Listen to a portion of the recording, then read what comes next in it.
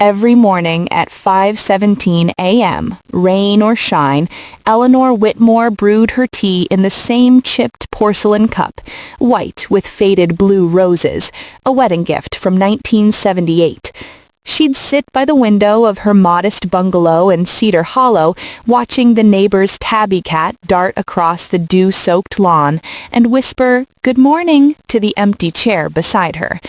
That chair had been empty for 3 years, 2 months, and 14 days, the exact time since Robert, her husband of 42 years, took his last breath in that very spot, holding her hand like he was afraid she'd vanish if he let go. Eleanor wasn't rich, far from it. Her world ran on a $2,300 monthly pension, $1,800 from Robert's old engineering firm, $500 from her part-time bookkeeping gig before arthritis forced her to retire.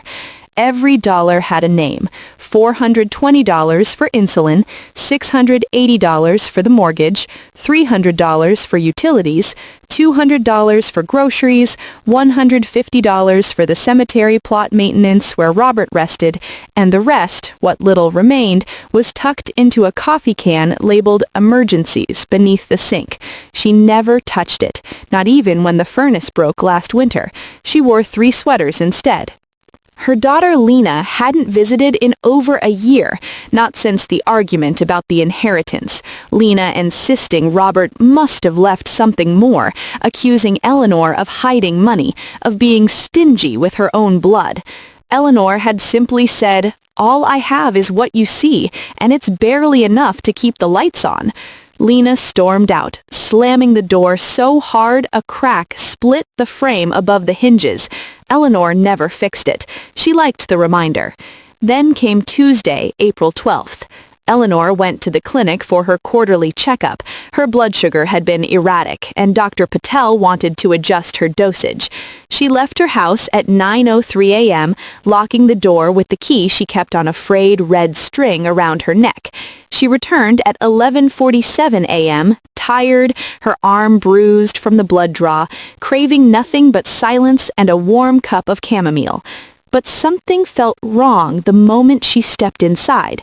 The air was too still. The usual hum of the refrigerator was absent, not broken, just off. She walked to the kitchen, heart thudding without reason, and saw it. The fridge door slightly ajar, a single drop of condensation trailing down its stainless steel surface like a tear. She opened it fully. Nothing seemed missing. Same half-eaten loaf of rye bread, same jar of pickles Robert used to love, same carton of milk with 2 days left before expiration. But then she checked the freezer and froze. Beneath the ice cube tray, tucked behind frozen peas, was her emergency coffee can, its lid askew. Her hands trembled as she pulled it out. She lifted the lid. Empty. Not a penny remained. She sank to the cold linoleum floor, her knees cracking like dry twigs. Her breath came in shallow gasps. She fumbled for her phone, fingers numb, and dialed Lena's number with the desperation of someone drowning. It rang 6 times, then voicemail. 2 hours later, an email notification popped up on her ancient tablet, a bank alert. Transaction alert. $2,300 withdrawn from account number 7842 via mobile transfer at 10:18 a.m. with a screenshot of the transfer confirmation. From her account to Lena's Venmo with a note, "Dream Trip Fund. Bali, here I come. Girl, palm trees, sunscreen. Hashtag self-care isn't selfish." Eleanor didn't cry. Not yet. She sat in Robert's chair, staring at the wall where their wedding photo hung, both of them young, hopeful, unaware of the storms decades would bring. She traced the glass with a fingertip, whispering, "She took everything, Robbie, everything I had to stay alive." Outside, the sky darkened, thunder rolled in the distance, and for the first time in her life, Eleanor felt not just poor, but utterly, terrifyingly abandoned. The days that followed were a slow unraveling. Eleanor stopped brewing tea in the morning. The blue rose cup gathered dust on the counter, its emptiness echoing through the silent house like a ghost. She rationed her insulin, half doses, then quarter doses, telling herself it was just for a few days until she could figure something out. But the truth coiled in her chest like a cold serpent. There was no figuring out. At 72, with no savings, no family nearby, and pride too deep to ask for help, she was trapped in a life that had quietly turned against her. She walked to the grocery store 3 blocks away, not because she needed food, but because staying home meant staring at the phone, waiting for a call that never came. She bought a single banana, a loaf of day-old bread, and a small tub of margarine, $3.78 total. The cashier, a young woman named Marisol, who always smiled at her, noticed Eleanor's hands shaking as she counted out exact change from a worn coin purse. "You okay, Mrs. Whitmore?" Marisol asked gently. "Just fine, dear. Just fine." But she wasn't fine. That night, her vision blurred, her limbs grew heavy, her thoughts sluggish. She knew the signs. Hypoglycemia. She fumbled for the banana, peeled it with trembling fingers, and ate it in 3 desperate bites. She lay on the couch, clutching Robert's old flannel shirt to her chest, whispering apologies into the fabric. "I'm sorry I couldn't hold on better. I'm sorry I let her take what was yours, too."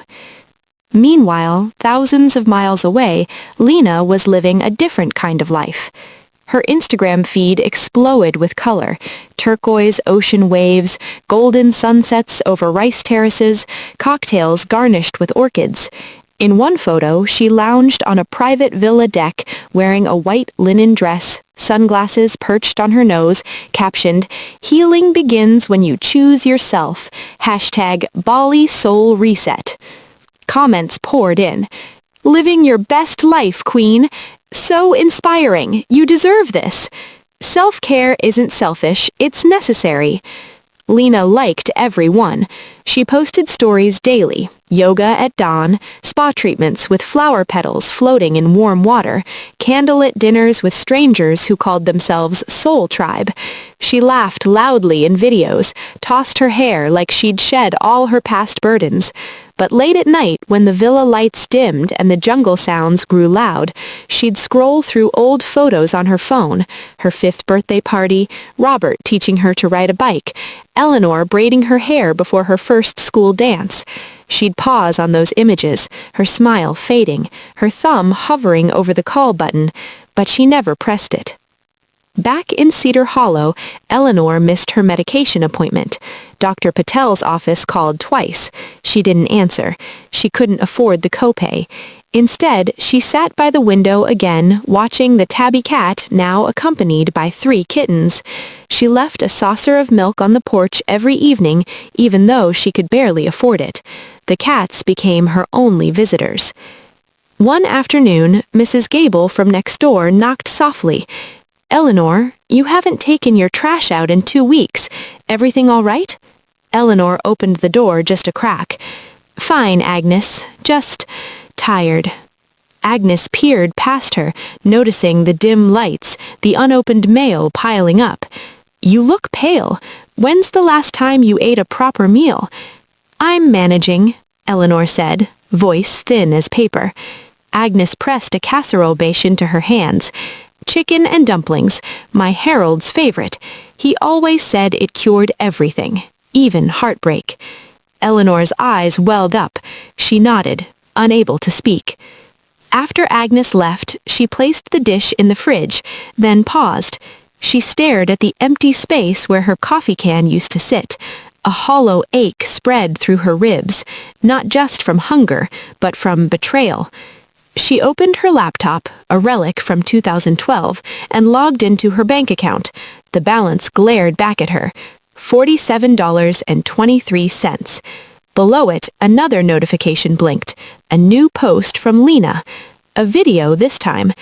Lena stood on a cliff overlooking the ocean, wind whipping through her hair, tears streaming down her face. "Sometimes," she said, voice trembling with performative vulnerability, "you have to lose everything to find yourself, and today I finally feel free." Eleanor closed the laptop. She walked to Robert's chair, sat down slowly, and whispered into the silence. "You were right, my love. Some wounds don't bleed. They just freeze you from the inside out." Outside, the first snow of the season began to fall, soft, quiet, covering everything in a blanket of white. But inside, Eleanor felt nothing but the cold. Weeks passed, like pages torn from a calendar no one bothered to read. Snow deepened around Cedar Hollow, muffling the world in a silence so thick it felt like grief made solid. Eleanor stopped answering the door entirely. Even Mrs. Gable's gentle knocks went unanswered. The casserole dish sat untouched in the fridge, now growing a faint fuzz of mold along its edges, a quiet testament to kindness refused. Eleanor survived on crackers, weak tea, and the occasional can of soup donated by the local church pantry. She'd taken it only once, cheeks burning with shame as she whispered her name to the volunteer behind the counter. Just this once, she told herself. But then came another week, and another. Each visit chipped away at her dignity like ice melting off a roof, slow, inevitable, humiliating. She started talking to Robert more, not just whispers, but full conversations. "Do you remember that summer in '89, she'd say, stirring nothing in an empty pot.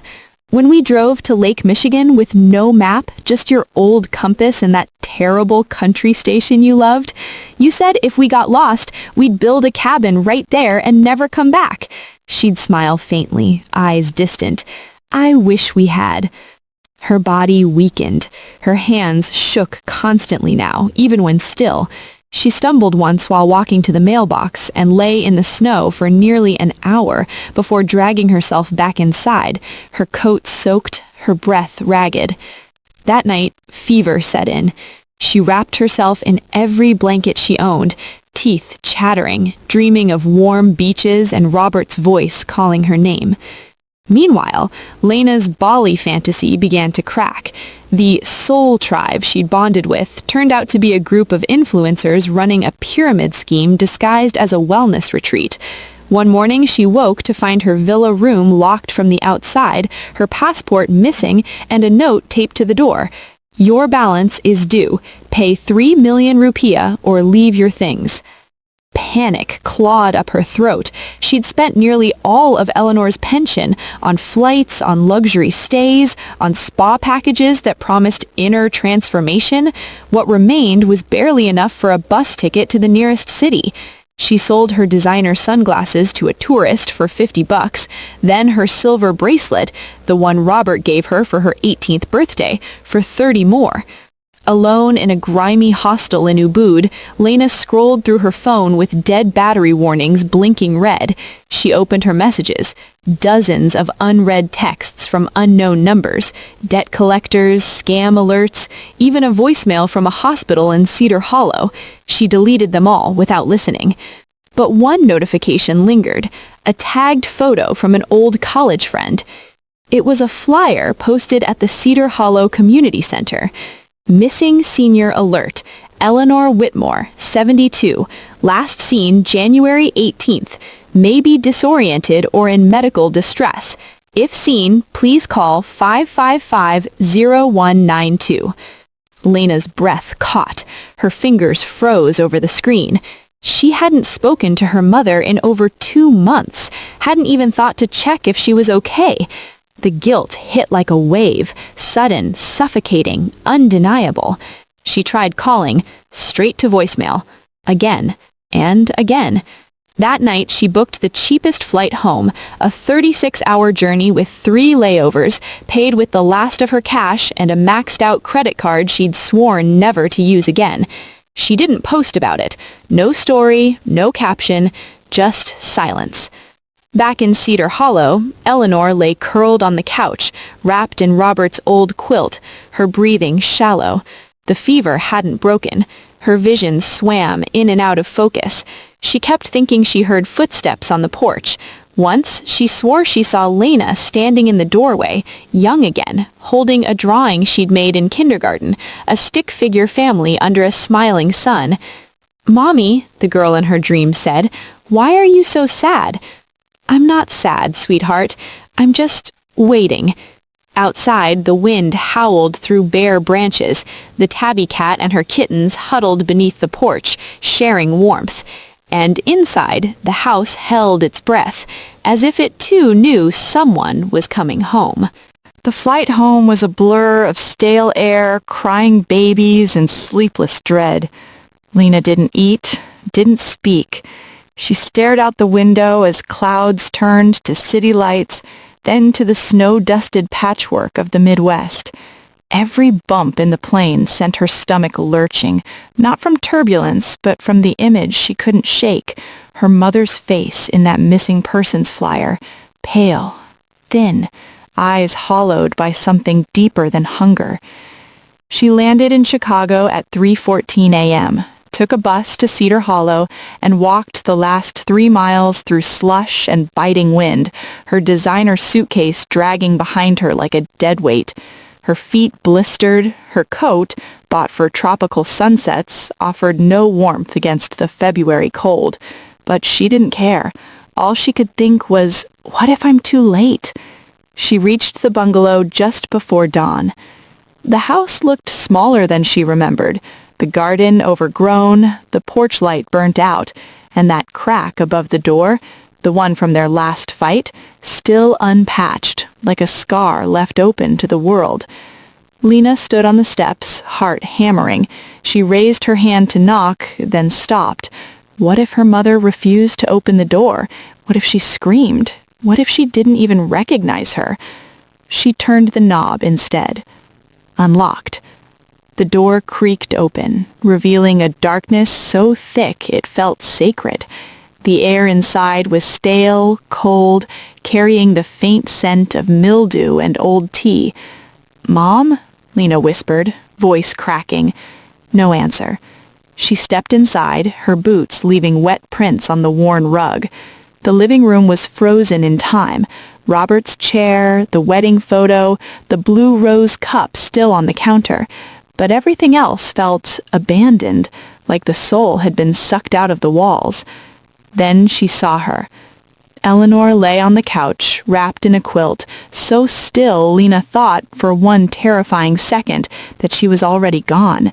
But then a shallow breath lifted her chest, barely dare, fragile as moth wings. "Mom?" Lena choked out, falling to her knees beside her. "Oh God, Mom!" Eleanor's eyes fluttered open, clouded with fever, confusion, maybe delirium. She stared at Lena as if trying to place her. "Robbie?" she murmured. "It's me, Lena." Tears streamed down Lena's face, hot and shameful.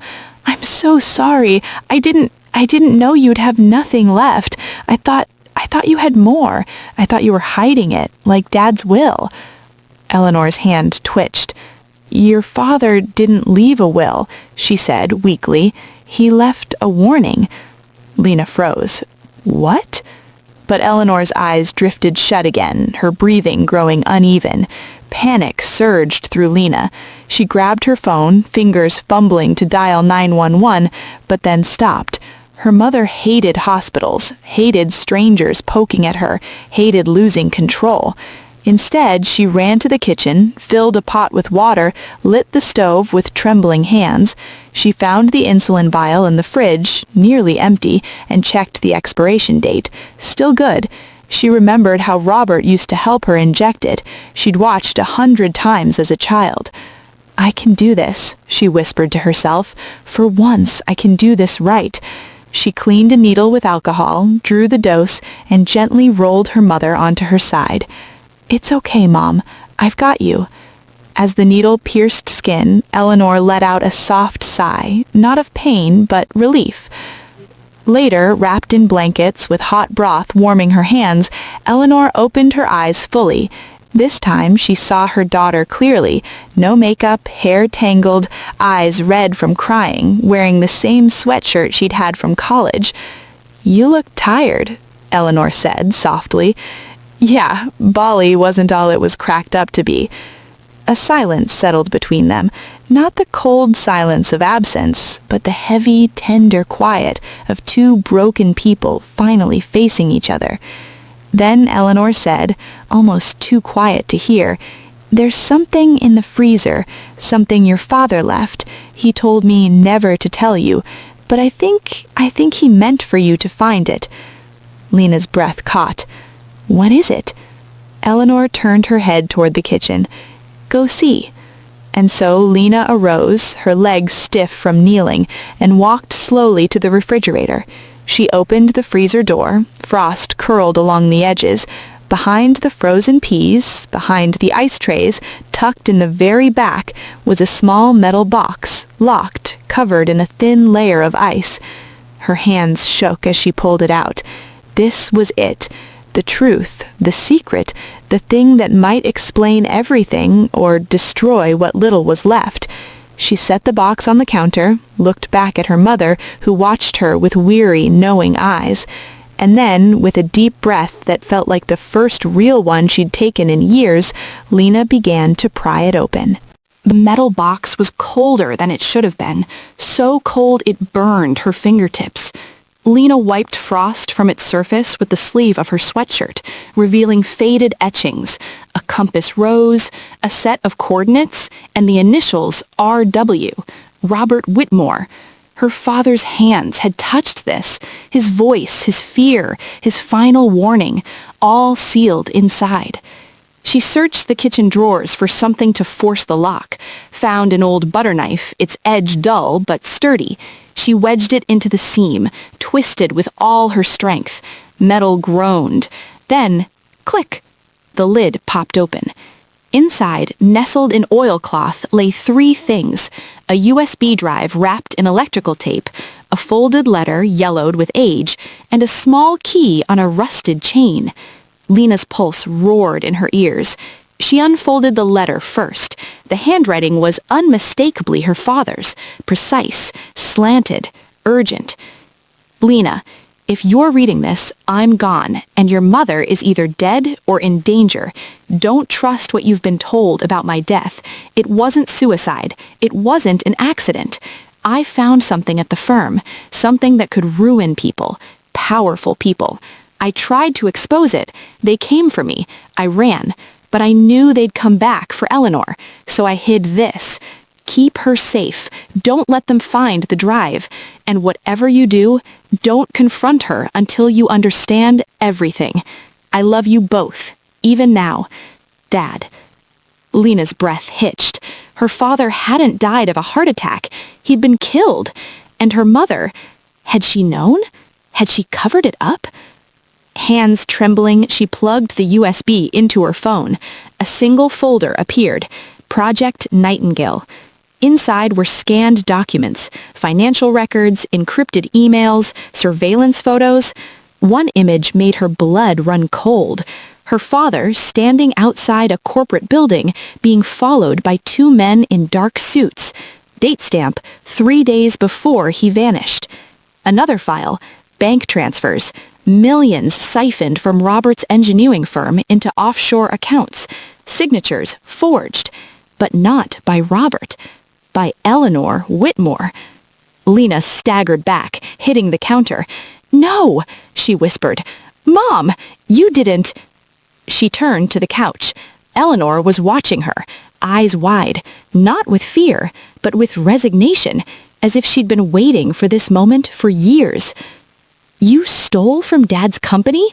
You ruined him, and then you let everyone think he killed himself?" Eleanor closed her eyes. A tear slipped down her temple. "I didn't steal it. I hid it." Lena froze. "What?" "I found the embezzlement first, Eleanor," continued, her voice gaining strength. "The CFO, Marcus Veld. He was laundering money through dummy projects. When Robert confronted him, Veld threatened to frame him. So Robert came to me. We moved the funds, just temporarily, to a secure account only we controlled. We were going to expose Veld together. But then, Robert disappeared. And the next day, Veld announced Robert had fled with company funds. The board believed him. The police believed him. No one listened to a grieving widow. She opened her eyes, locking onto Lena's. I kept the money because it was evidence, because if I spent it, I'd be guilty too. So I lived on pennies, on pride, on silence, and every month I waited for Veld to come for me, for you. Lena's mind reeled. Then why did you never tell me? Because Veld has eyes everywhere, Eleanor whispered. And you were always so loud, so trusting. I couldn't risk you saying something, posting something, doing something that would bring them to our door. She paused, then added, I thought stealing my pension was just another one of your selfish acts. I never imagined. You were trying to protect me. Lena sank to the floor, the truth crashing over her like a wave. She hadn't stolen the money for Bali. She'd used it to hire a private investigator in Chicago, a man who'd once worked corporate security, who confirmed Veld was still active, still powerful, still watching old cases. I went to Bali because it was the last place anyone would look for me. I needed to disappear long enough to dig without being tracked. I thought if I acted like a spoiled brat, no one would suspect I was hunting the truth. Silence filled the room, thick, sacred, shattered only by the hum of the refrigerator finally kicking back on. Outside, the snow stopped falling. Inside, mother and daughter looked at each other, not as enemies, not as strangers, but as survivors of the same war. Eleanor reached out a frail hand. Lena took it, gripping it like a lifeline. We still have the drive. We can go to the FBI, to the press. Eleanor shook her head slowly. Not yet. Veld has judges, lawyers, even senators in his pocket. We need more. We need proof he ordered Robert's murder. Lena's eyes hardened. Then we'll get it. For the first time in years, Eleanor smiled. A real smile, faint but fierce. Good, she said, because your father didn't just leave us a secret. He left us a mission. And in that quiet kitchen, with frost still clinging to the freezer and the ghost of betrayal melting into something like hope, the Whitmore women began to plan their revenge. The days that followed were nothing like the ones before. The house no longer felt like a tomb. It pulsed with quiet urgency, with whispered plans and late-night research sessions lit by the blue glow of Lena's laptop.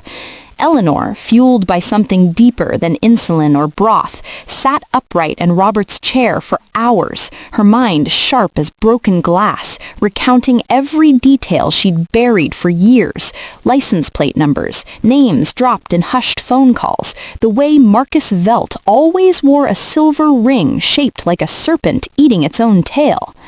He visits his mother's grave every third Sunday, Eleanor said one evening, stirring weak tea she hadn't drunk in weeks but now sipped like medicine. St. Marlowe Cemetery, always alone, always at dawn.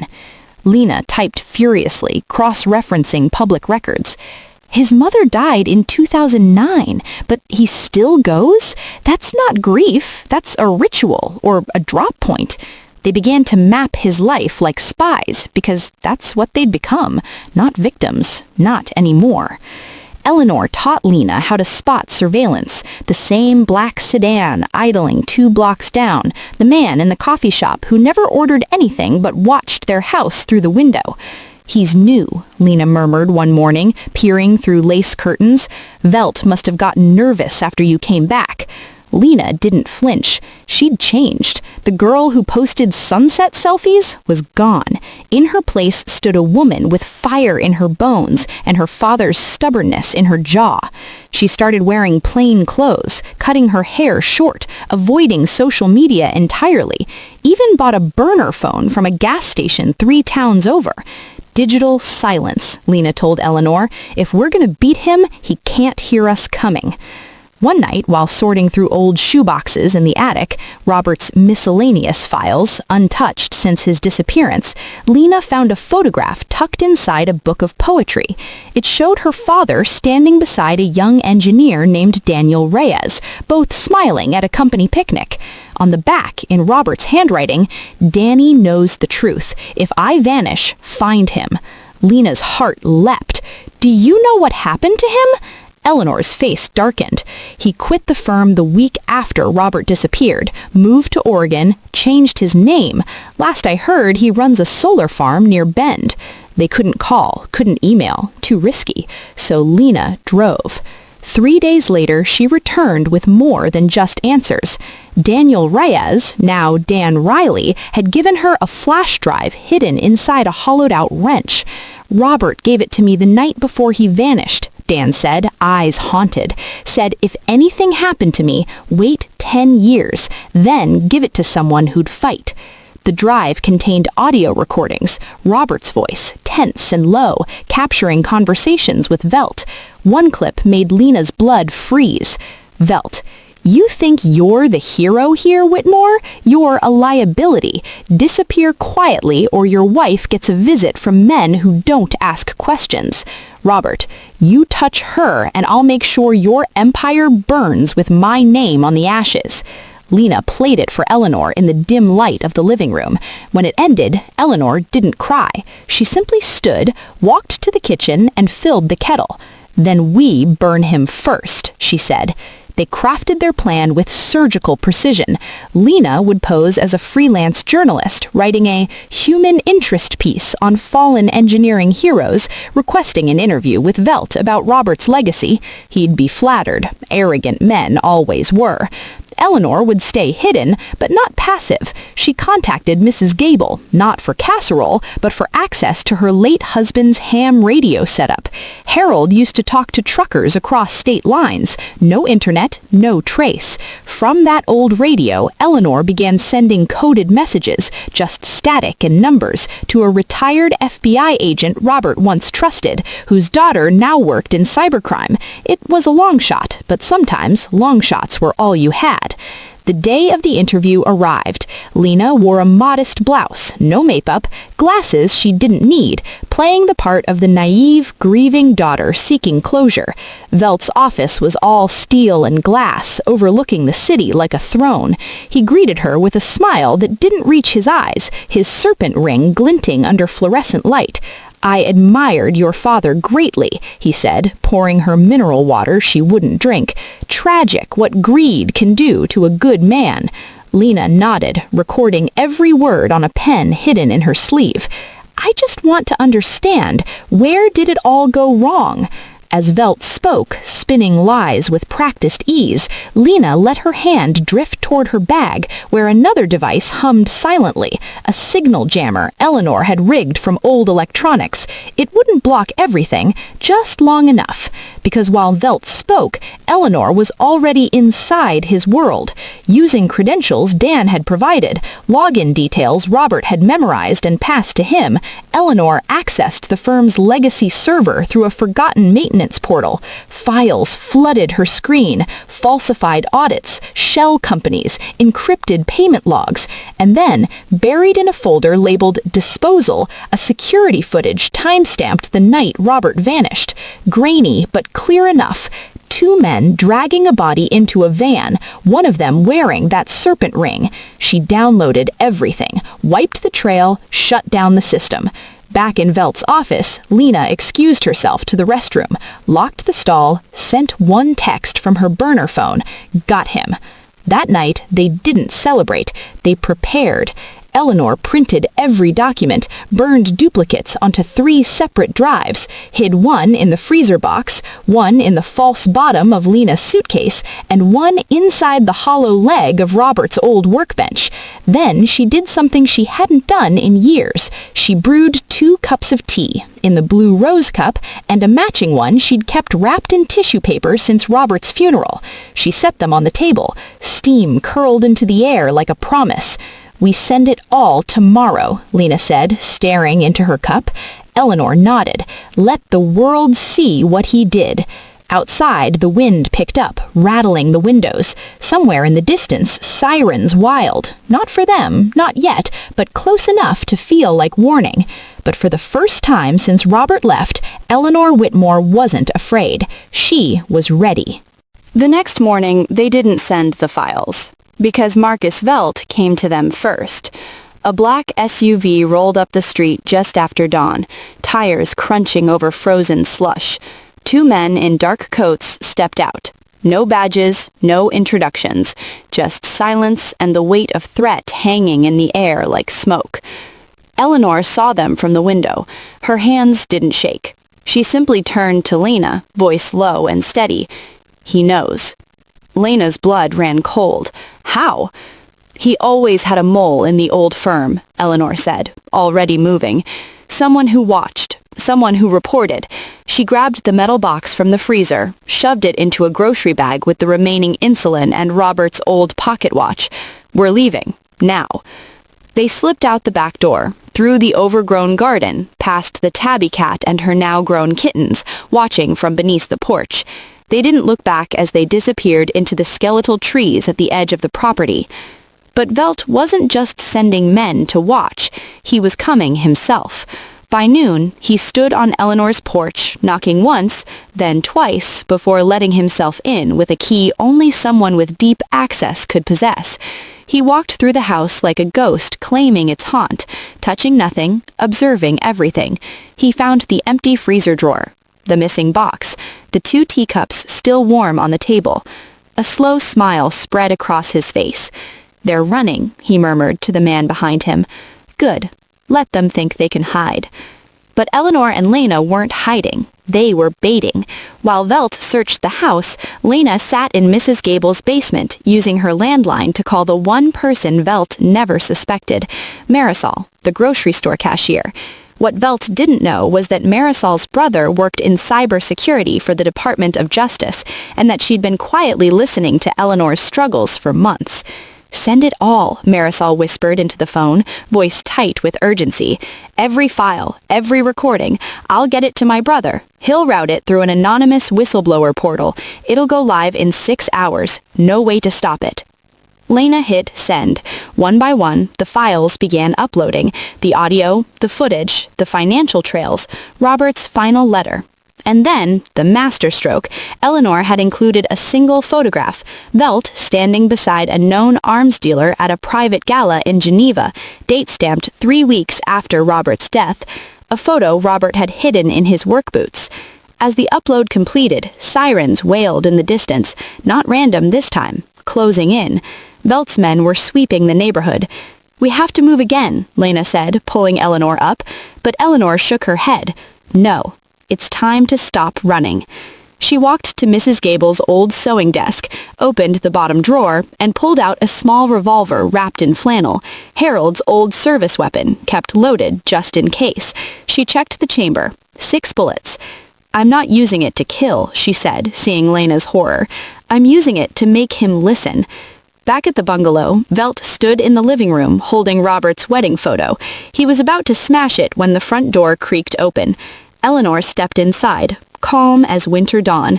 Behind her, Lena held a phone pointed at him, live streaming to a private channel linked to Marisol's brother. "Drop it, Marcus," Eleanor said, raising the gun with surprising steadiness, "or the world sees everything in the next 10 seconds. He laughed, a dry, hollow sound. "You think a dead woman with a rusty pistol scares me?" "I'm not the one who should be scared," Eleanor said. "Your empire just went public. Your name is already trending." His smile faltered. He pulled out his phone, scrolled. His face went pale. Headlines flooded his screen. Whitmore files expose corporate murder conspiracy. Engineering executive linked to the disappearance of Robert Whitmore. Audio reveals threats against widow before death. His hands trembled. "You bitch," he snarled, lunging forward. Eleanor didn't fire. She didn't need to, because at that moment red and blue lights bathed the windows. Tires screeched. Doors slammed. "FBI, hands where we can see them." Agents stormed the house. Velt was tackled to the floor, shouting denials that meant nothing now. The evidence was everywhere. In the cloud, in newsrooms, in the hands of prosecutors who'd been waiting for a break like this. Eleanor lowered the gun. Lena rushed to her side, tears streaming silently. Outside, reporters gathered like vultures, but also like witnesses. For the first time in years, the truth had light. Later that night, back in their own house, now swarming with forensic teams, Eleanor and Lena sat on the porch, wrapped in blankets, watching the snow fall again.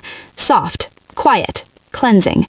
"They'll rebuild your pension," Lena said. "They'll give you back everything he stole from you." Eleanor shook her head. "I don't want his money. I want Robert's name cleared. That's enough." Lena leaned her head on her mother's shoulder. "I'm sorry I didn't believe you." Eleanor kissed her hair. "And I'm sorry I didn't trust you sooner." In the distance, the tabby cat led her kittens across the yard, unafraid of the flashing lights, the noise, the chaos. Life, stubborn and persistent, going on. Inside the house, on the kitchen counter, the blue rose cup sat full again, steaming, waiting. For the first time in years, there was enough for two. The weeks that followed were a storm of headlines, court dates, and cameras, but Eleanor refused to be its center. She declined every interview, turned down book deals. When a national news anchor showed up at her door with flowers and a microphone, she simply said, "My husband's story isn't for sale, it's for justice," and shut the door. But the world wouldn't let it go. Footage of Velt being led away in handcuffs went viral. The audio clip of his threat, "Your wife gets a visit from men who don't ask questions," was played on every major network. Conspiracy theorists dissected the Geneva photo. Reddit threads exploded with theories about corporate cover-ups. And somewhere in the chaos, Robert Whitmore's name began to shift, from disgraced engineer to whistleblower murdered for doing the right thing. The firm collapsed within a month. Shareholders fled. Executives turned state evidence. And buried in the wreckage was proof. Robert had been preparing to expose a $200 million fraud scheme involving defense contracts. He hadn't stolen a dime. He'd tried to stop a war profiteer. The government issued a formal apology to Eleanor, restored Robert's pension, plus back pay, plus interest, offered her a settlement so large it could have bought 10 houses like hers. She accepted only enough to cover medical bills and repair the porch. The rest, she donated it to a fund for families of silenced whistleblowers. But the real victory wasn't money. It was memory. On the anniversary of Robert's disappearance, now officially reclassified as a homicide, Eleanor stood before a small crowd at Cedar Hollow's town square. A bronze plaque had been mounted beneath the old oak tree where Robert used to read newspapers on Sundays. It read, "Robert Allen Whitmore, engineer, husband, father. He spoke truth to power and paid the price. His courage lives in those who refuse to look away." Lena stood beside her, holding her hand. No filters, no performance, just a daughter finally seeing her mother not as a relic of the past, but as a warrior who fought alone for years in silence. That night, they hosted a quiet dinner. Just the two of them, Mrs. Gable, Marisol, and Dan Riley, who'd flown in from Oregon. They ate chicken and dumplings, Mrs. Gable insisted, laughed over stories of Robert's terrible singing, and toasted with chamomile tea from the blue rose cups. After everyone left, Lena helped Eleanor wash the dishes. As she dried a plate, she paused. "Mom, what do we do now?" Eleanor looked out the window. Spring was coming. Tiny buds pushed through snow-dusted branches. "We live," she said softly. "Not just survive, live." And they did. Lena didn't return to her old life. She enrolled in law school, public interest track, whistleblower protection focus. She started a podcast called The Quiet Truth, sharing stories of ordinary people who stood up to corruption. Episode 1, My Father's Last Warning. Eleanor became something of a local legend, not for drama, but for dignity. She volunteered at the community center, taught budgeting classes for seniors, and adopted the tabby cat and her kittens, naming them Compass, Rosie, and Robbie. One evening, as they sat on the repaired porch watching fireflies blink like distant stars, Lena asked, "Do you ever wonder what would have happened if I hadn't stolen your pension?" Eleanor smiled, sipping her tea. "I used to think it was the worst thing you ever did." She reached over, squeezed her hand. "Now I know it was the best. Because without that theft, without the betrayal that forced them both into motion, the truth might have stayed frozen in that freezer forever. And sometimes the coldest act can thaw the deepest lie." Inside the house, the refrigerator hummed steadily. The freezer stayed full, but not with secrets anymore. With groceries, with ice cream for rare treats, with leftovers saved for tomorrow, with life restored. And in the quiet rhythm of their days, no longer haunted, no longer hiding, they finally found what Robert had always wanted for them: peace, together. Peace, it turned out, was not the end of the story, but its quiet beginning. Months passed. Spring deepened into summer. The garden Eleanor had neglected for years bloomed with wildflowers she hadn't planted. Volunteers, Mrs. Gable called them. Nature's way of saying, "You're still here." Lena came home every weekend from law school, her backpack heavy with case files and dreams. She'd sit on the porch with Eleanor, reading aloud rulings from landmark whistleblower cases, while Robbie the cat dozed in her lap and Compass chased butterflies through the tall grass. But peace, like glass, can shatter with a single whisper. It happened on a Tuesday. Eleanor was at the post office, mailing a care package to Dan Riley, homemade cookies, a photo of Robert's plaque, and a note that read, "You kept his truth alive when I couldn't." As she turned to leave, a man in a gray suit stepped into her path. Not threatening, just present. "Mrs. Whitmore," he said, voice low, polite. "A word?" She recognized him instantly, not from Veld's world, but from the trial. He'd been one of the prosecutors, clean-cut, efficient, always taking notes. "What do you want?" she asked, clutching her purse like a shield. He glanced around, then leaned in slightly. "We found something. In Veld's offshore server. Something he didn't delete fast enough." Her breath caught. "What?" "A ledger, codenamed Nightingale. It doesn't just list money, it lists names, people who helped him, people who covered for him, judges, senators, even someone inside the FBI. Eleanor's blood ran cold. "Why are you telling me this?" "Because one name appears repeatedly," he said. "Someone who visited you, someone who offered help, someone you trusted." Her mind raced. Marisol? Mrs. Gable? Dan? Then he said it. Agent Daniel Price, Cybercrime Division, Marisol's brother. The world tilted. Marisol. Sweet, kind Marisol, who'd slipped extra soup into Eleanor's bag, who'd stayed late to help her count coins, who'd risked everything to send their files to her brother. Her brother was dirty. "He's been feeding Veld intel since day one," the prosecutor continued. "He knew about the upload, he delayed the leak, and now he knows you know." Eleanor's hands trembled, but her voice didn't. "What do you want me to do?" "We need you to wear a wire," he said. "Just once, when he contacts you. We believe he'll try to silence you before the new indictment drops." She thought of Marisol's face, the worry in her eyes, the hope when she whispered, "I've got you." Was it all an act? Or was she too being used? That night she told Eleanor everything. They sat at the kitchen table, the same one they'd planned their first strike against Veld. Now they faced a deeper betrayal. "I can't believe it," Lena said, shaking her head. "Marisol cried when she saw your missing flyer. She cared." "Or she was playing the part," Eleanor said quietly. "Pain is the best disguise." The next morning, as if summoned by fate, Marisol texted, "Hey, Mrs. W., can I come by? I have news. Good news." Eleanor typed back, "Of course, dear. Tea's ready." She didn't tell Marisol about the wire hidden in her cardigan, didn't mention the unmarked car parked down the street. She just set out the blue rose cup and a second one, clean and waiting. When Marisol arrived, she looked exhausted, dark circles under her eyes. Her smile didn't reach them. You okay, honey? Eleanor asked, pouring tea. Marisol hesitated, then burst into tears. They're going after my brother, she sobbed, saying he helped Veld. It's not true. He was trying to protect you. He slowed the leak so Veld wouldn't send killers after you before the evidence was safe. Eleanor froze. What? My brother didn't work for Veld, Marisol whispered, gripping Eleanor's hands. He worked undercover for internal affairs. They embedded him years ago, but now Veld's allies are framing him to bury the truth deeper. If they convict him, the whole investigation dies.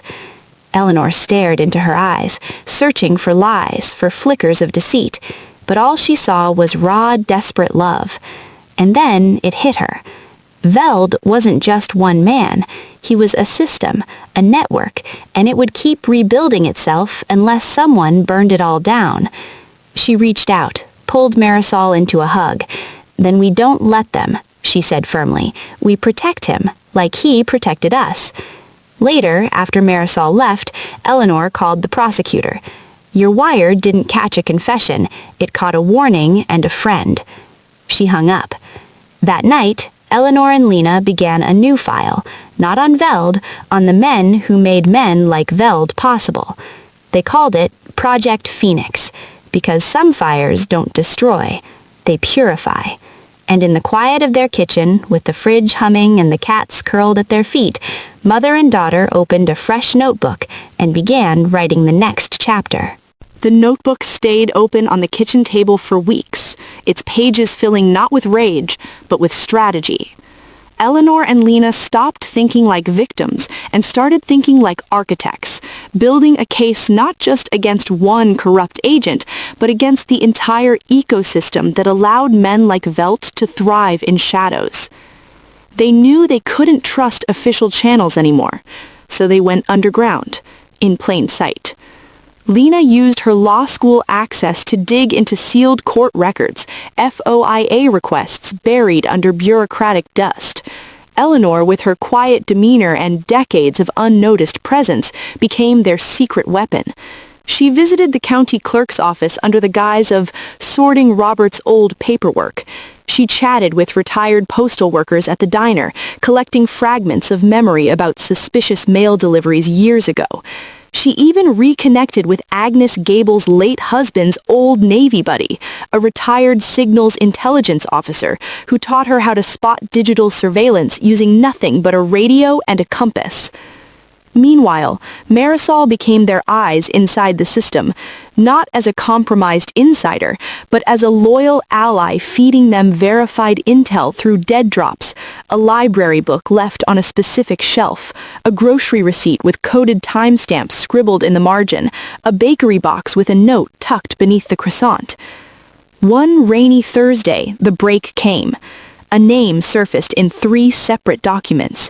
Senator Roland Greaves, chairman of the Defense Appropriations Subcommittee, publicly a champion of ethics reform, privately the silent investor behind Veld's shell companies, and, most damning, the man who'd fast-tracked Robert's firm for a classified contract just weeks before his disappearance. He didn't just enable Veld, Lena whispered, spreading printouts across the floor. He created him. Eleanor stared at Greaves' smiling face on a campaign poster, honest leadership for a stronger America, and felt something colder than anger, disgust. We can't expose him like we did Veld. He's too powerful, too beloved. The media will call us conspiracy theorists. So we make the truth undeniable, Lena replied. We don't go to the press. We go to the people who live the consequences. They found them in forgotten towns near military bases, communities poisoned by faulty equipment funded by Greaves' slush funds, families of soldiers who died because of substandard gear, whistleblowers fired for asking questions. One woman, a former lab technician, had kept a hidden journal detailing how Greaves' allies ordered her to falsify safety reports. Her name was Miriam Cho, and she was ready to speak. But not on camera, not to reporters. She wanted to testify, live, unfiltered, directly to the public. So Eleanor did something radical. She launched a live stream, not on YouTube or Facebook, but on a decentralized platform hosted on mirrored servers across 5 countries. No ads, no algorithms, just raw truth broadcast from Eleanor's living room. The night of the stream, they set up a single lamp, a folding chair, and a microphone wrapped in cloth to muffle echoes. Miriam sat trembling, clutching Robert's pocket watch. Eleanor had given it to her as a symbol. "He started this," Eleanor said. "You finish it." For 2 hours, Miriam spoke about cover-ups, about bodies buried in bureaucracy, about a senator who toasted to national security while signing off on contracts that killed American soldiers. Viewership exploded, not from virality, but from word of mouth. Veterans shared the link in private groups, nurses passed it in hospital break rooms, teachers played clips in civics classes. By dawn, hashtag Truth from Cedar Hollow was trending globally. Senator Greaves held an emergency press conference calling the claims baseless slander by bitter fringe elements. But then, footage surfaced. Security cam from a D.C. hotel lobby, Greaves handing an envelope to Velt 6 months after Robert's death. Date stamped, clear as day. The dam broke. Federal investigators raided Greaves' offices. His chief of staff flipped within hours. And, buried in his encrypted cloud storage, emails ordering the neutralization of Robert Whitmore. Not just complicity, conspiracy to commit murder. Eleanor watched the news from her porch, sipping tea. No triumph in her eyes, only weary relief. But Lena knew this wasn't over, because as Greaves was led away in cuffs, another figure watched from a distance, tall, silver-haired, standing beside a black sedan with tinted windows. A man whose face never appeared in headlines, but whose name appeared in every major corporate merger of the last decade. His name was Elias Thorne, and on Robert's original USB drive, in a file labeled Final List, his name was at the top. Eleanor saw Lena's expression shift, followed her gaze to the road. "He's watching us," Lena said softly. Eleanor set down her cup. "Then let him see what happens when you wake a sleeping woman." Inside the house, the fridge hummed. In the freezer, the metal box was empty now, but on the counter, a new one sat waiting, unlocked, open, filled not with secrets, but with plans. Because the fight wasn't done. It had only just begun. Elias Thorne didn't operate in boardrooms or Senate halls. He moved through the world like a rumor, whispered in private equity circles, named in hushed tones at Davos, never photographed, never interviewed. Officially, he didn't exist. Unofficially, he owned pieces of everything. Defense contractors, media conglomerates, even the algorithm that decided what you saw online. And Robert had known. Not just known, documented. In the final file on the USB drive, hidden behind layers of encryption only Robert's old military cipher could unlock, was a ledger titled The Garden. It listed over 200 names, not just politicians and CEOs, but journalists, judges, university presidents, even a Nobel laureate, all connected, all protected, all feeding from the same poisoned well. At the center, Elias Thorne. Robert's notes were chillingly simple. They don't bribe, they don't threaten, they own the soil, and everything that grows in it is theirs. Now Thorne knew they had the ledger. He didn't send men in black SUVs, he didn't need to. Instead, the attacks came softly. Lena's law school advisor called her into his office. "Your scholarship is being reconsidered," he said gently. "Given your recent public activity, the board feels you're not a good fit for our values." Her podcast host dropped her without warning. "Advertisers got nervous," the email read. "Nothing personal." Then the power went out, not just in their house, but in the entire block, for 3 days. No explanation, just silence and cold. Worst of all, Mrs. Gable received a letter. Her pension cut. Her late husband's veteran benefits under review. The signature at the bottom, a foundation secretly funded by one of Thorne's shell companies. "He's testing us," Eleanor said, lighting candles as snow fell outside, "seeing who breaks first." But they wouldn't break, because this time they weren't alone. Miriam Cho rallied the families they'd met, the mothers, the veterans, the whistleblowers. They formed a network, calling themselves the Roots, not fighting to destroy the system, but to grow something new beneath it. They started small, a community radio station broadcasting from a converted garage, a newsletter printed on recycled paper passed hand to hand, a legal aid co-op where law students like Lena offered free counsel to those silenced by NDAs. And then Eleanor did something no one expected. She invited the press. Not national reporters, not influencers, local journalists, the kind who still believed in truth, not clicks. She hosted them in her living room, served them tea in the blue rose cups, and told them everything, not as a victim, not as a hero, just as a woman who refused to let her husband's death be erased. One young reporter, fresh out of journalism school, asked, "Why now? Why risk everything?" Eleanor looked at Lena, then at the photo of Robert on the wall. "Because silence is how monsters grow, and I'm done watering their garden." The story ran in a dozen small-town papers, then a regional magazine, then, unexpectedly, a documentary filmmaker reached out. She'd lost her brother to faulty military gear linked to Greaves' contracts. She wanted to tell the full story. They agreed, but only if they controlled the narrative. No dramatization, no sensationalism, just facts, faces, and the quiet courage of ordinary people. Filming began in spring. While cameras rolled, life continued. Lena studied for exams. Eleanor tended her garden. Robbie the cat chased fireflies, and every Sunday they visited Robert's plaque, leaving a single white rose. But Thorne hadn't gone quiet.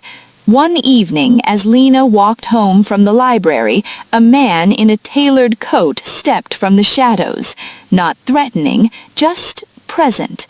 "Mr. Thorne admires your resilience," he said, voice smooth as silk. "He offers a proposal. Walk away, publish nothing more. In return, your mother's medical bills vanish. Your scholarship returns. Your friend Mrs. Gable's pension is restored. All debts forgiven." Lena stared at him. "And if we say no?" The man smiled faintly. "Then the world forgets you ever mattered." She didn't answer, just turned and walked home. That night, she told Eleanor everything. They sat in silence for a long time. Then Eleanor stood, walked to the kitchen, and opened the freezer. Not to hide something, to retrieve it. She pulled out a small fireproof safe they'd buried behind the ice trays weeks ago. Inside was a single flash drive, labeled Seeds. It contained everything: the ledger, the footage, the testimonies, the names. Copied, encrypted, set to auto-release to 50 independent outlets if either of them missed a weekly check-in. "We don't negotiate with gardeners," Eleanor said, handing it to Lena. "We plant forests." The next morning, they sent the documentary team a new ending. Not a conclusion, a call to action. Because the real story wasn't about one man's murder. It was about what happens when the quiet ones finally speak. And somewhere, in 1,000 towns just like Cedar Hollow, people began to listen. The next morning, they didn't send the files, because Marcus Velt came to them first. A black SUV rolled up the street just after dawn, tires crunching over frozen slush. 2 men in dark coats stepped out. No badges, no introductions, just silence and the weight of threat hanging in the air like smoke. Eleanor saw them from the window. Her hands didn't shake. She simply turned to Lena, voice low and steady. "He knows." Lena's blood ran cold. How? "He always had a mole in the old firm," Eleanor said, already moving. "Someone who watched. Someone who reported." She grabbed the metal box from the freezer, shoved it into a grocery bag with the remaining insulin and Robert's old pocket watch. "We're leaving. Now." They slipped out the back door, through the overgrown garden, past the tabby cat and her now-grown kittens, watching from beneath the porch.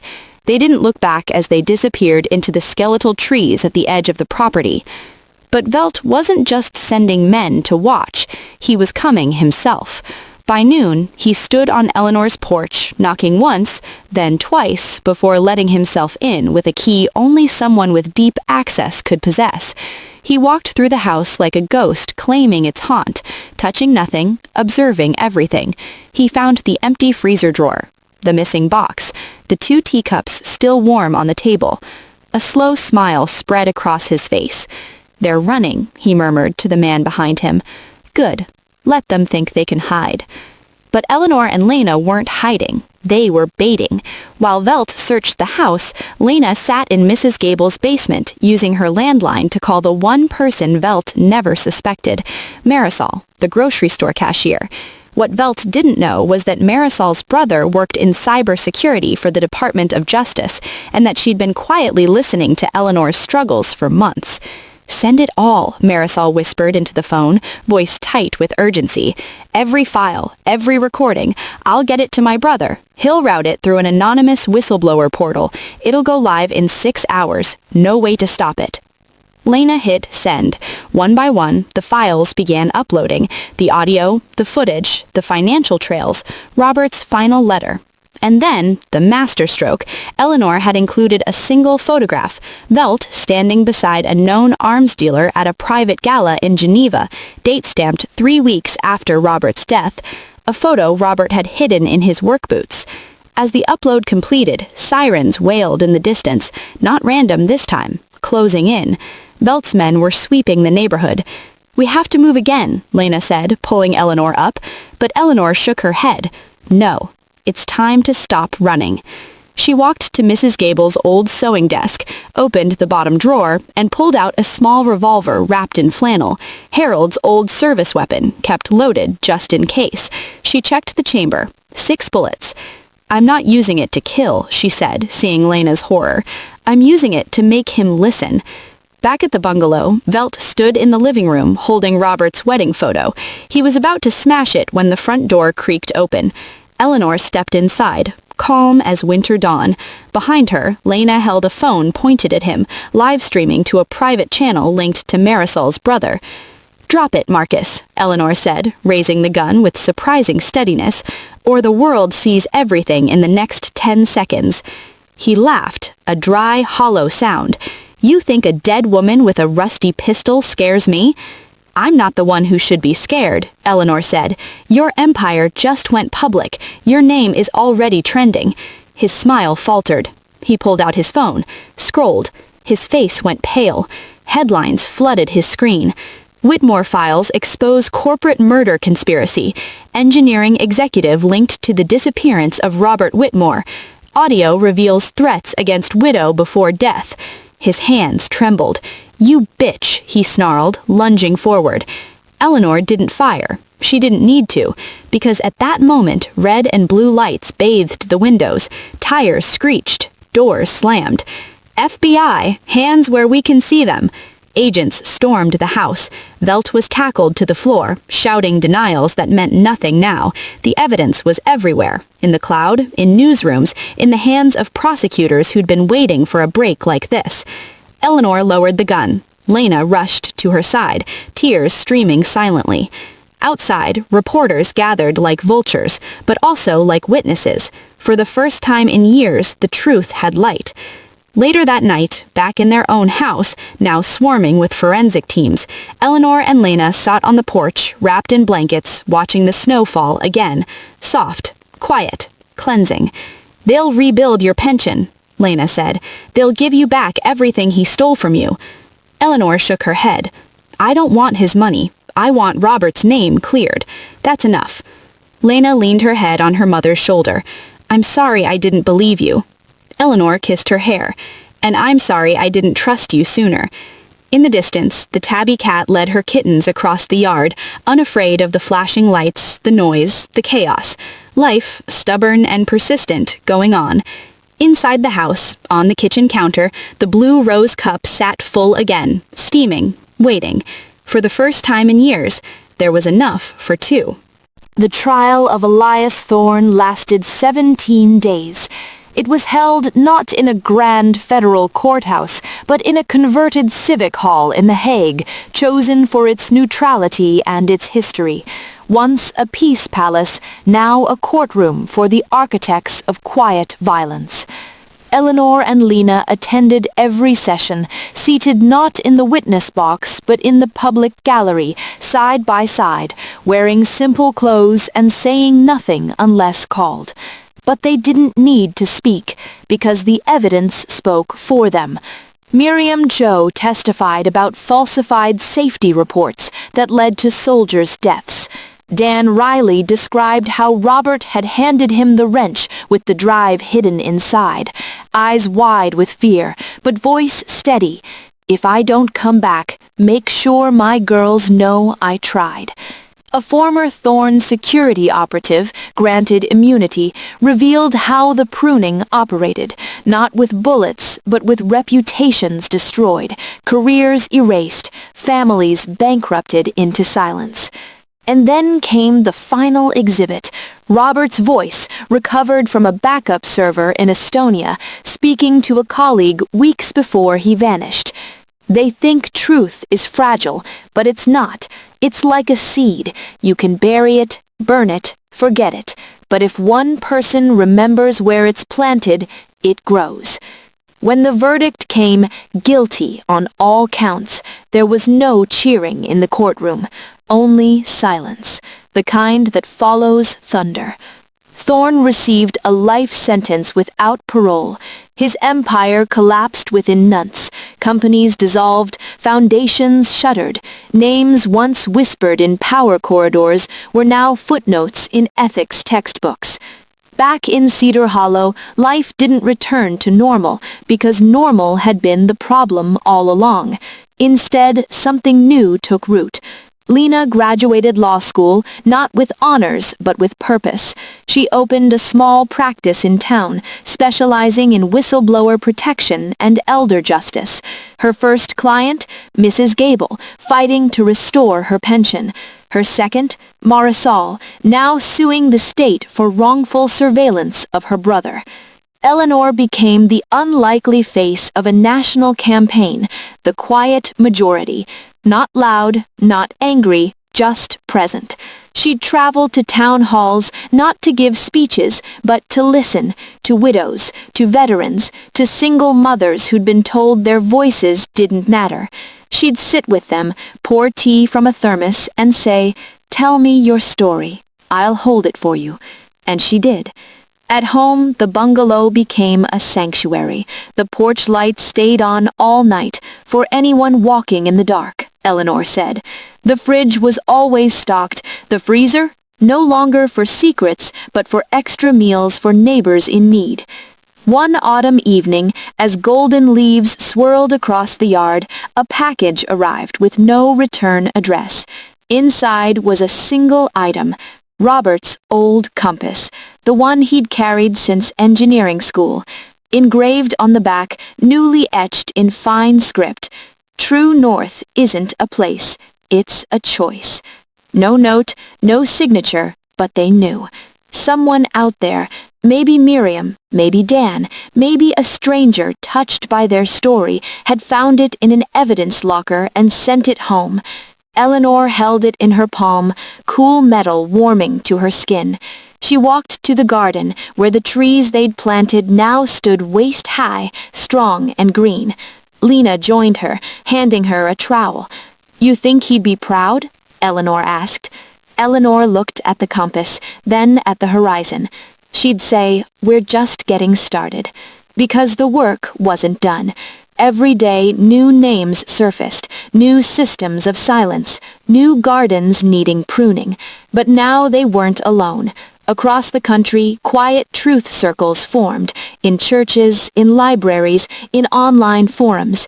People sharing stories, verifying facts, protecting each other, not with rage, but with relentless care. And in the heart of Cedar Hollow, in a modest kitchen where the fridge hummed and the blue rose cups sat ready, two women kept watch, not as victims, not as heroes, but as keepers of the flame. For Robert, for truth, for everyone still learning how to speak. Outside, the wind moved through the young trees, whispering what they'd always known. Some voices are quiet, but they never stop growing. Winter returned to Cedar Hollow, softer this time, less a siege, more a sigh. Snow fell in slow spirals, dusting the branches of the young oaks Eleanor and Lena had planted, now sturdy enough to bear the weight of white without bending. Inside the bungalow, warmth pooled like honey. The kettle always near a boil, Robbie curled on the windowsill, the scent of cinnamon and old paper filling the air. But peace, once earned, is never passive. One evening, as they sorted mail by the fire, a habit Robert started, to keep the world at arm's length until you're ready for it, Lena found a thick envelope with no stamp, no return address, just their names, handwritten in careful script. Inside were photographs. Not of Thorne, not of Velt, of a woman, mid-50s, sharp eyes, standing beside a man in military uniform outside a courthouse in Virginia. Date stamp, 2 weeks ago. On the back, a single line. She testified against Thorne. Now she's missing. Attached was a note. Her name is Dr. Anya Petrov, former forensic auditor. She uncovered a new ledger, the Garden Phase 2. It's not dead, it's evolving. They're recruiting younger, smarter, quieter. If you don't find her, they'll bury her and the truth with her. Eleanor's hands didn't tremble, but her breath caught like a hook in her throat. Lena stared at the photo. They think we're done. Eleanor stood, walked to the kitchen, and opened the freezer, not out of fear, but ritual. She pulled out a small, unmarked box they'd kept there since Thorne's arrest. Inside, burner phones, encrypted drives, a list of trusted contacts across 7 states. She placed it on the table. "They think we're old," she said, voice low, but iron strong. "They think we're tired. They think silence means surrender." She looked at Lena, eyes blazing with the same fire that had carried them through betrayal, fever, and federal raids. "But we taught them once what quiet can do." Lena nodded, already pulling up flight routes on her phone. "Where do we start?" Eleanor said, "With the last place she was seen, and with the people who still listen." By dawn, they'd contacted Miriam, Dan, Marisol, and 3 members of The Roots, a network once forged in survival, now sharpened for rescue. 2 days later, Lena boarded a bus to Richmond under the name of Claire Bennett, a persona built from old library records and borrowed IDs. Eleanor stayed behind, not because she was too frail, but because her presence here was the anchor. While Lena moved through the shadows, Eleanor became the beacon, posting coded messages in community newsletters, leaving marked books at the library, keeping the porch light burning like a lighthouse. On the third night, Lena called from a payphone near a shuttered diner. "I found her," she whispered. "She's alive, hiding in a safe house run by a retired nurse who used to work with Robert. But they're watching, and they know I'm here." "What's the ledger say?" Eleanor asked. Lena paused. "It's worse than we thought. The garden isn't just about power anymore. It's about legacy. They're grooming children of influential families, training them from college to inherit silence, to believe corruption is normal, that truth is naive." Eleanor closed her eyes. "Then we don't just save her, we expose the nursery." The next move was dangerous, elegant, final. They didn't leak the ledger. They invited the world into it.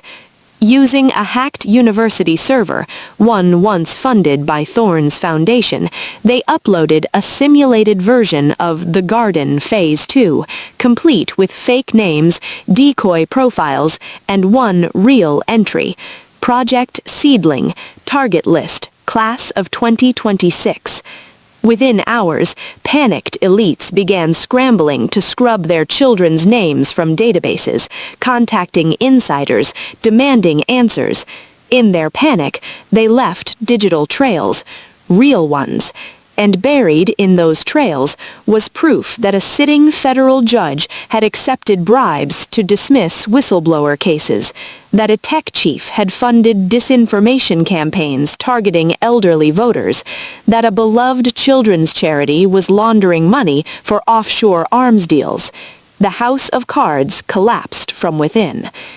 Dr. Petrov emerged from hiding, not in secret, but on a live press conference held in the very courthouse where she'd last been seen. Beside her stood Eleanor and Lena, no masks, no aliases.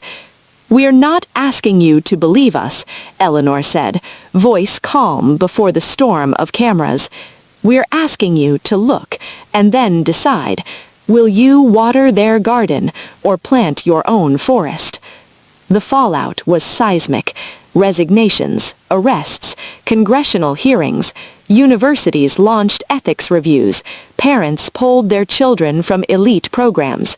And in the quiet aftermath, something unexpected happened. Young people, college students, interns, even high schoolers began reaching out, not to join the Roots, but to start their own. They called themselves the Sprouts, and they sent seeds to Cedar Hollow, literal seeds, in envelopes with notes. "Plant these where lies grew. For Robert, for the quiet ones." Eleanor planted them all. Now, in spring, the yard blooms with wildflowers from every state, bluebells from Oregon, black-eyed Susans from Maryland, desert marigolds from Arizona, a living map of resistance grown from trust. One evening, as fireflies blinked among the blossoms, Lena asked, "Do you ever miss the quiet?" Eleanor smiled, sipping tea from the blue rose cup. "This is the quiet, not the absence of noise, but the presence of truth." Inside the house, the fridge hums steadily, full of food, full of hope, full of tomorrow. And somewhere, in 1,000 gardens just like this one, the world is learning to grow again, not in silence, but in solidarity. The garden kept growing, literally, and in ways no one could have predicted. By the next spring, Cedar Hollow had become a quiet pilgrimage site, not for tourists, but for those carrying their own hidden wars. A nurse who'd been fired for reporting unsafe conditions, a teacher silenced for teaching climate science, a veteran denied benefits after speaking out about military waste. They came not for answers, but for witness, and Eleanor, without fanfare, offered both. She didn't give speeches, she served tea, listened. Sometimes she'd walk them to the edge of her property, where the wildflowers met the woods, and say, "Bury your fear here. Let something else grow." And they did. One visitor left a small stone engraved with a single word, "Seen." Another planted a sapling from their grandmother's yard. A teenager from Chicago left a journal filled with poems about her brother, who died after being denied mental health care by a thorn-linked insurance firm. Eleanor placed it on Robert's shelf, next to his old engineering manuals. But the real shift happened online. The Sprouts launched a decentralized platform called RootNet, a peer-to-peer network where whistleblowers could share evidence without relying on corporate servers. It ran on donated bandwidth, encrypted by open-source code, moderated by volunteers trained in trauma-informed verification. No ads, no algorithms, just truth, passed hand to digital hand. Lena became its legal shield, drafting model laws for states to protect digital sanctuary hosts. She argued before Congress, not with rage, but with receipts, case files, timelines, the quiet weight of documented harm. And then the most unexpected thing happened. Elias Thorne, from his cell in The Hague, requested a letter be delivered to Eleanor. Not a threat, not a plea, an apology. "You were right," it read. "I thought control was power, but you showed me true power is letting go. I've instructed my lawyers to release all remaining assets to your foundation. Use it to heal what I broke. And tell your daughter, I watched her testimony. She made me remember I once had a conscience. I buried it. You dug it up." Eleanor read it once, then folded it and placed it in the wood stove. She didn't burn it out of anger. She burned it as closure. The money, over $47 million, was transferred to a newly formed nonprofit called the Whitmore Truth and Care Foundation. No board of billionaires, just Eleanor, Lena, Miriam, Dan, Marisol, and Dr. Petrov. Their mission? Fund legal aid, mental health support, and community resilience for those who speak truth to power. Their first grant? To rebuild the Cedar Hollow Community Center, not as a building, but as a truth sanctuary. Soundproof rooms for confidential interviews, a seed library, a kitchen where people could cook and talk, and a wall covered in tiles, each one inscribed with a name of someone who'd been silenced but not forgotten. Robert's tile read, "He spoke, so we listen." And on the day it opened, hundreds gathered, not with signs, but with seeds, journals, and stories. Eleanor stood at the front, not on a stage, but among them. She held up the blue rose cup, now slightly chipped but still whole. "This cup held my loneliness, then it held my grief, now it holds my hope. Because when you share your truth, even in whispers, you fill someone else's cup too." Afterward, as dusk painted the sky in lavender and gold, Lena found her mother sitting on the porch, Robbie purring in her lap. "You okay?" Lena asked, sitting beside her. Eleanor nodded, watching fireflies rise from the garden. "I keep thinking, what if I'd just stayed quiet? What if I'd let them win?" Lena took her hand. Then none of this would exist. No sanctuary, no RootNet, no Sprouts, no justice for Robert. Eleanor smiled faintly.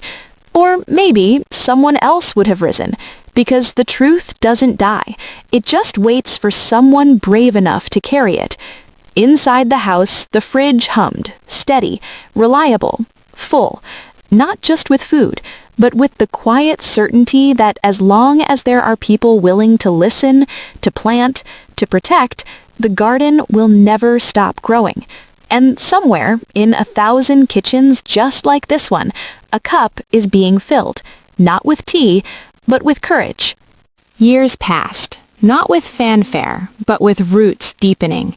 The Whitmore Truth and Care Foundation grew, not into a towering institution, but into a quiet network of neighborhood hubs, a converted laundromat in Detroit that doubled as a legal aid station, a fishing co-op in Maine where lobstermen shared stories of corporate pollution over mugs of strong coffee, a rooftop garden in Phoenix where undocumented youth documented wage theft under the stars.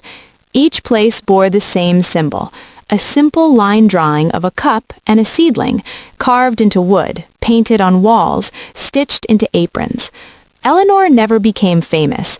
She refused interviews, turned down honorary degrees, and once politely declined a call from the White House. "I'm not a symbol," she'd say. "I'm a steward." But to those who knew her, she was both.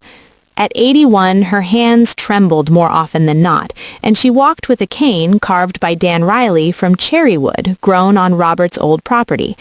Yet every Sunday, without fail, she hosted Tea and Truth in her living room, open to anyone carrying a burden too heavy to name.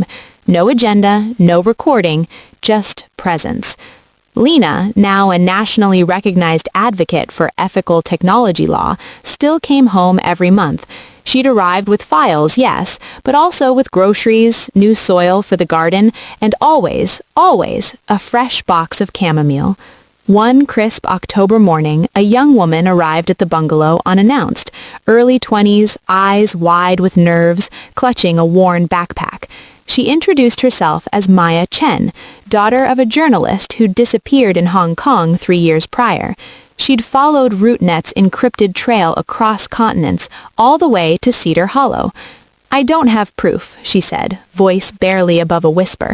"Just fragments, a deleted email, a photo my father sent me the night before he vanished, and a name repeated in his notes. The garden still blooms." Eleanor didn't ask for evidence. She simply poured tea into the blue rose cup and set it before her. "Tell me about your father," she said, and Maya did. For hours she spoke of late-night calls, of encrypted drives hidden in toy robots, of a man who believed truth was worth dying for. When she finished, tears streaming silently, Eleanor reached into the freezer, not for secrets, but for something else. She pulled out a small wooden box lined with velvet. Inside lay Robert's old pocket watch, its glass face cracked but gears still ticking. "This kept time for him," Eleanor said, placing it in Maya's hands. "Now let it keep time for your father's truth." Maya wept. That evening, Lena helped Maya upload her fragments to RootNet's verification circle. Within days, matches surfaced, similar disappearances in Jakarta, Berlin, Sao Paulo, all linked to a new shell entity called Veridin Trust, not run by old men in suits, but by algorithm-driven ethics consultants who quietly shaped policy, media, and public opinion through AI-driven narrative control. The garden hadn't died, it had digitized, but so had its resistance.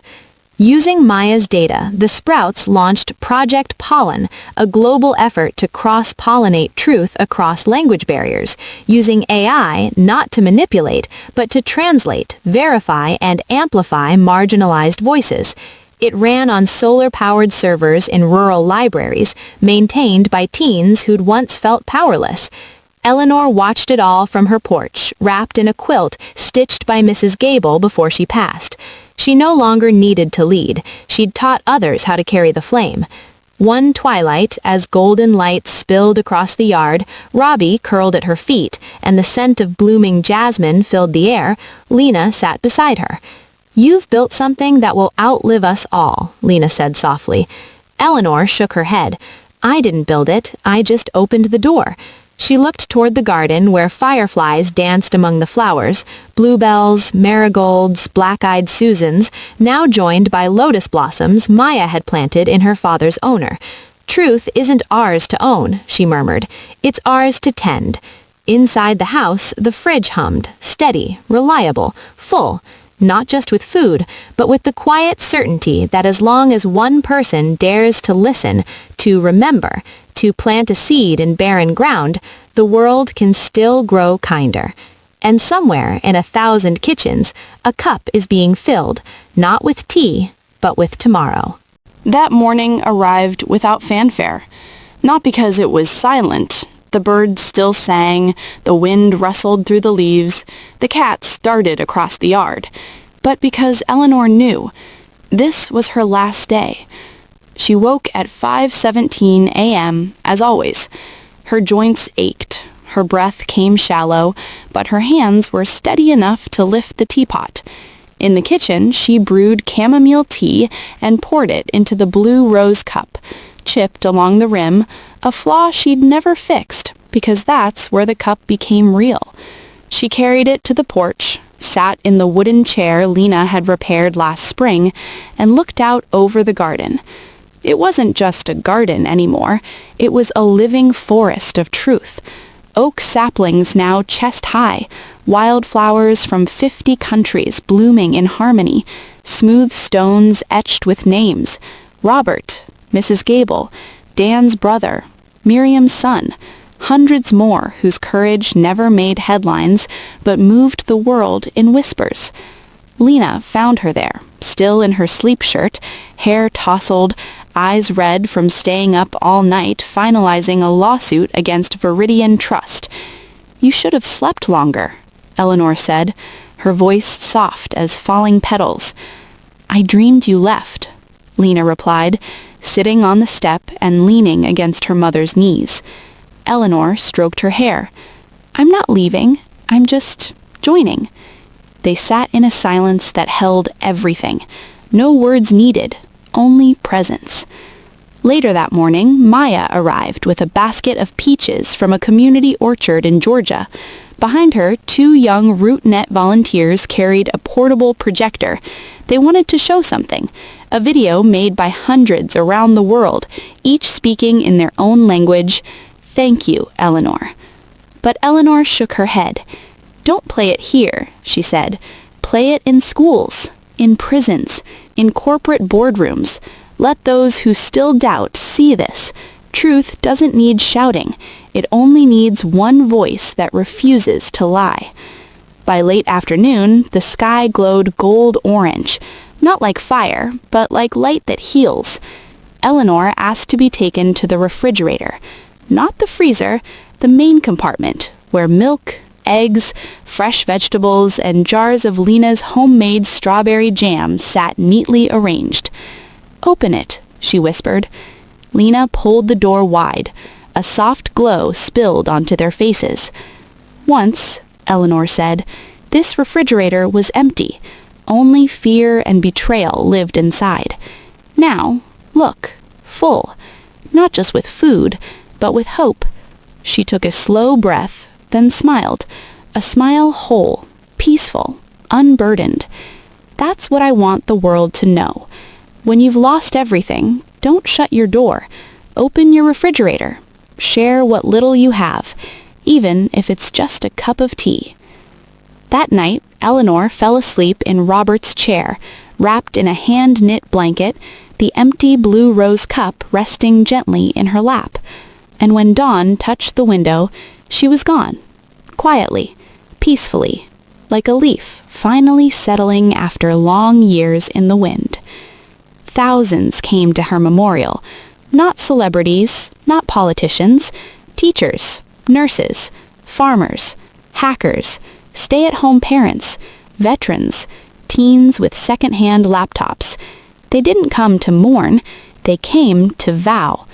On her headstone, only these words were carved: Eleanor Whitmore.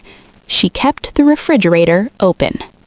Lena didn't cry at the service, but that night, alone in the quiet kitchen, she brewed tea, poured it into the blue rose cup, and set it on the table. For 2. Because some truths never die. They simply pass from hand to hand. And in the corner of the kitchen, the refrigerator hummed on, full, warm, and open to anyone hungry for truth.